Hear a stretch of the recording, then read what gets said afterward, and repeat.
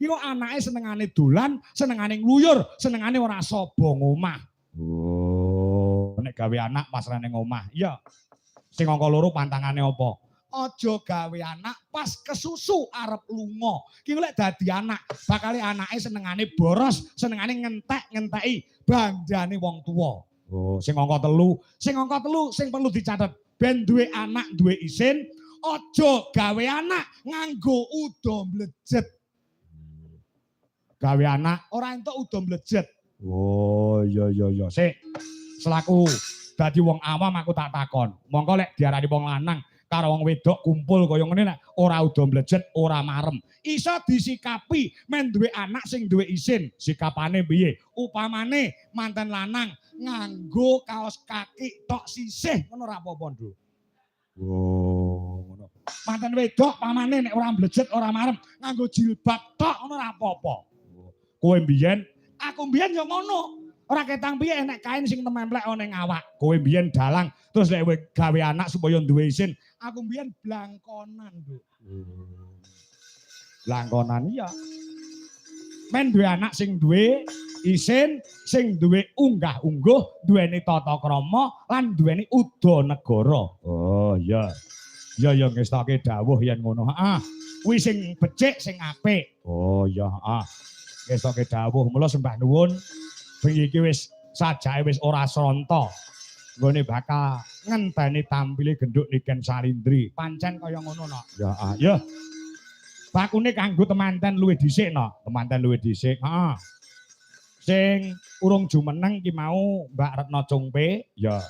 Karo genduk sapa jenenge kuwi Wanda. Oh, ngono diaturi jumeneng. Heeh. Ditambahi anu sitok engkas gen genep 3. Sapa? Gen dikenepi karo Mbak Mayang Anjarsari aku njaluk lagu utawa njaluk tembang ya Anak Soleh. Oh, Anak Soleh. Iya. Kanggo temanten sekarone muga-muga sok nek diparingi putra anak utawa golek kencana kang bisa tata jalma anak lanang sing soleh, anak wedok sing solekah. Mergo iki awake dhewe pentase cedhak karo Pondok Gontor. Oh, Pondok Gontor. Iya. Mula tak sawang ibu-ibu do nganggo jilbab kabeh.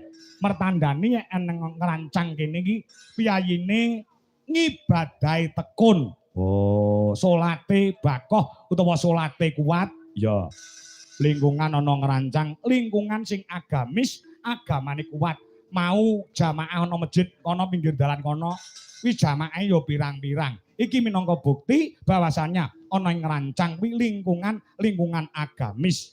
Nek kowe ora percaya, jam 3 sore ngono dolanan ning ngerancang kene. Langgar masjid kok adan.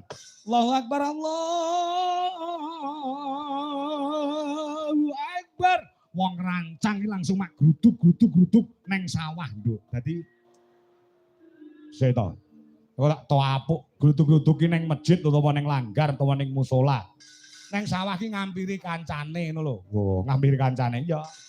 Kang ayo leren nek padha macul. Leren padha nggarap sawah nandur pari ayo.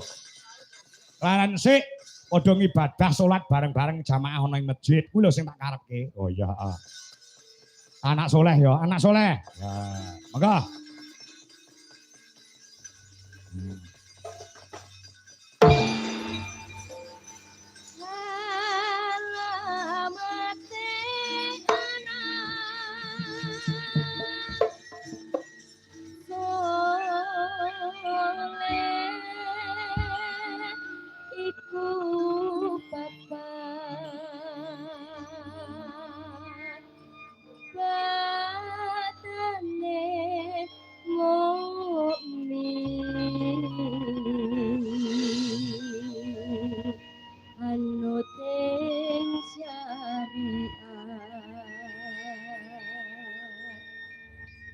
Syariat